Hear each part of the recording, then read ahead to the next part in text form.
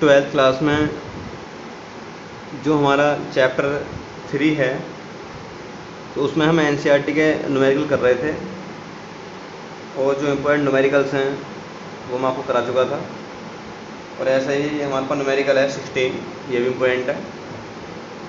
इसमें लिखा हुआ है 2 वायर हैं आपके, इक्वल लेंथ है दोनों वायर की, ठीक है। और 1 एल्यूमिनियम का है और दूसरा हमारे पास कॉपर का है। तो एल्यूमिनियम वायर की जो लेंथ हमारे पास वही हमने एल कह ली, और जो कॉपर का वायर है उसने लेंथ हमारे पास एल कह ली, मतलब सेम लेंथ है। और भी क्या हमारे पास सेम रेजिस्टेंस है, जो हमारे पास रेजिस्टेंस है एल्यूमिनियम का वो भी आपका आर है, और जो रेजिस्टेंस कॉपर का है वो भी आपका आर रेजिस्टेंस है। Which of the 2 wire is lighter, तो उन दोनों में कौन सा वाला वायर जो है हल्का होगा। Explain why aluminium wires are preferred for overhead power cable. तो एक्सप्लेन नहीं करना है आपको कि एल्यूमिनियम का जो वायर है उसको प्रीफर्ड क्यों करते हैं कहीं भी केबल वगैरह बनाने के लिए, ठीक है।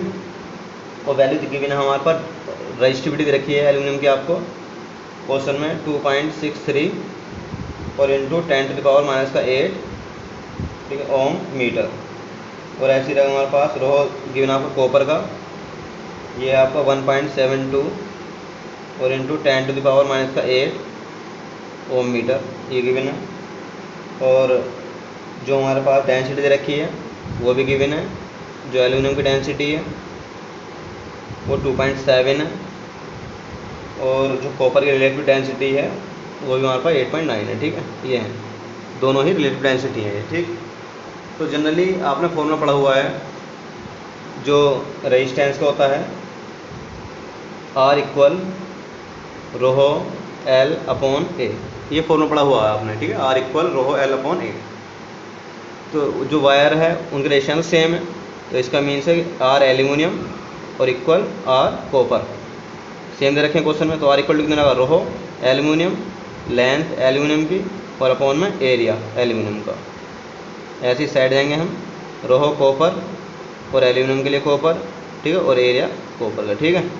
तो क्या हो जाएगा हमारे पास, ये हो जाएगा एल्यूमिनियम के लिए 2.63 और 10⁻⁻8 और लेंथ हमारे पास एल, और एल्यूमिनियम का जो एरिया है वो भी हमारे पास ए है, कॉन्स्टेंट है, ठीक है। एरिया में कॉन्स्टेंट रखा हुआ है, उसमें कोई चेंज नहीं किया। और रोहो आपको गिवन है कितना 1.72 और इंटू 10⁻⁻8,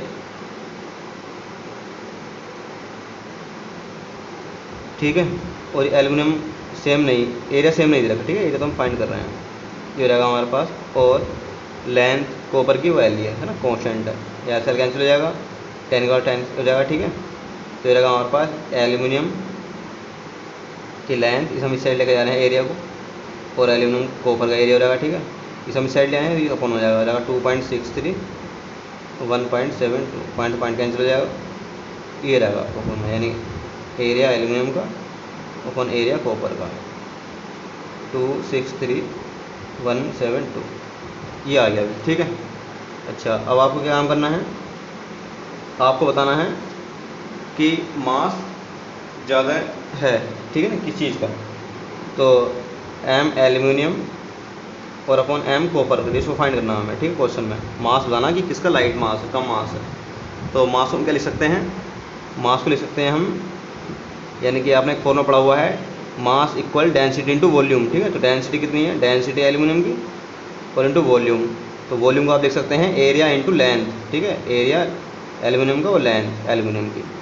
ऐसे नीचे डेंसिटी इंटू वॉल्यूम, तो डेंसिटी कॉपर की, ठीक है, वॉल्यूम लिख सकते हैं एरिया इंटू लेंथ। तो एरिया कितना हमारे पास, यानी कि आपको कॉपर का, और ये क्या हमारे पास लेंथ कॉपर की, तो आप वैल्यू पुट कर सकते हैं, ठीक है।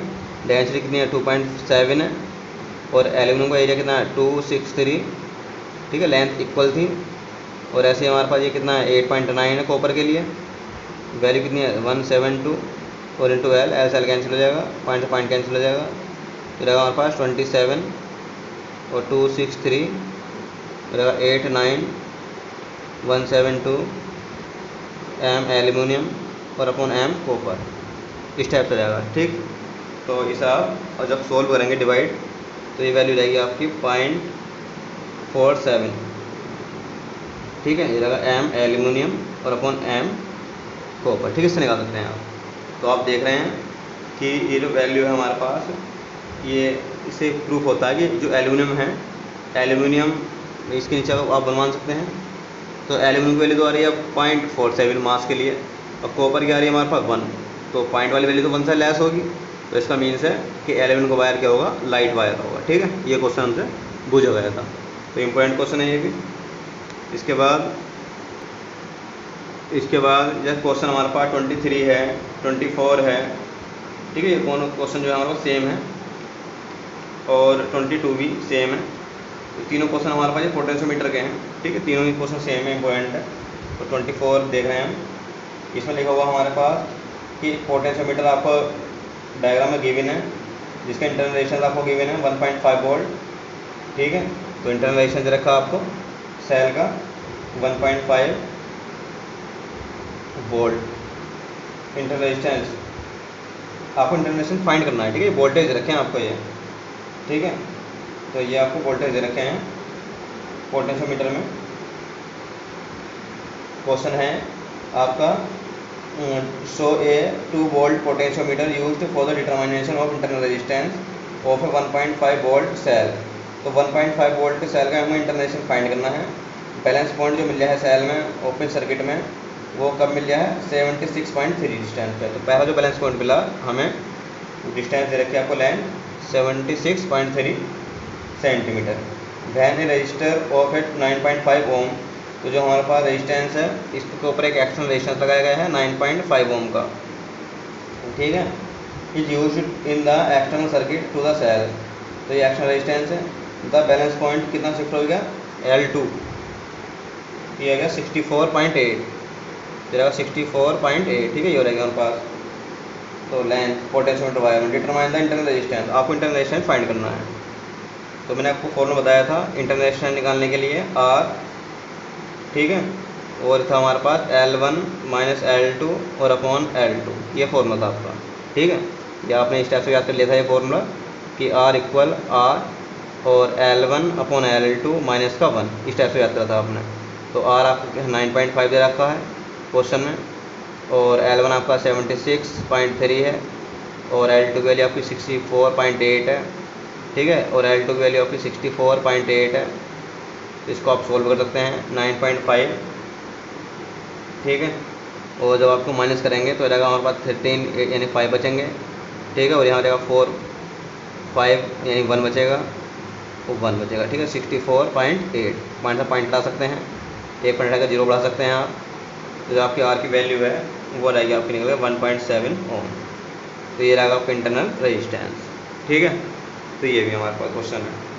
तो इसी टाइप से अगर आपको 23 क्वेश्चन करना है, तो उसमें भी इसी टाइप से रखा आपको कि जो रेजिस्टेंस आपका एक्सटर्नल रेजिस्टेंस वो आपको रखा है 10 ओम, ठीक है, और जो हमारे पास पहला जो नल पॉइंट मिल गया था आपको लेंथ दे रखी है उसकी 58.3 सेंटीमीटर। ऐसे जो आपको L2 गिवन है वो रखा है आपको 68.5 सेंटीमीटर पर, ठीक है। तो आपको ये बताना है कि जो हमारे पास रेजिस्टेंस में लगे हुए हैं पैरेलल में क्वेश्चन में, ठीक है, एक अननोन रेजिस्टेंस लगाया गया था पैरेलल में, तो उसका रेजिस्टेंस आपको बताना है, एक्स की वैल्यू बतानी है, ठीक है। तो फॉर्मूला होता है हमारे पास रेजिस्टेंस के फॉर्म में R अपॉन एक्स, या R1 अपॉन R2 कह सकते हो, और equal to L1 upon L2, ठीक है, L1 और अपॉन L2। तो ये वैल्यू आप पुट कर सकते हो इसमें कि R की वैल्यू कितनी है आपकी 10, अननोन रेजिस्टेंस आपको निकालना है, और L1 की वैल्यू कितनी है आपकी 58.3, और L2 की वैल्यू कितनी है आपकी 68.5। तो यहाँ से आप पॉइंट कैंसिल कर सकते हैं और एक्स की वैल्यू आप फाइंड कर सकते हैं। तो अप्रोक्सली वैल्यू रहती है हमारे पास 11.75 ओम फाइंड होकर, ठीक है, ये है, ठीक है। रेजिस्टेंस रेशो इक्वल लेंथ का रेशो, इससे भी निकाल सकते हैं आप, ठीक। तो ये भी इंपॉर्टेंट है, इसको भी आप याद रखेंगे क्वेश्चन को।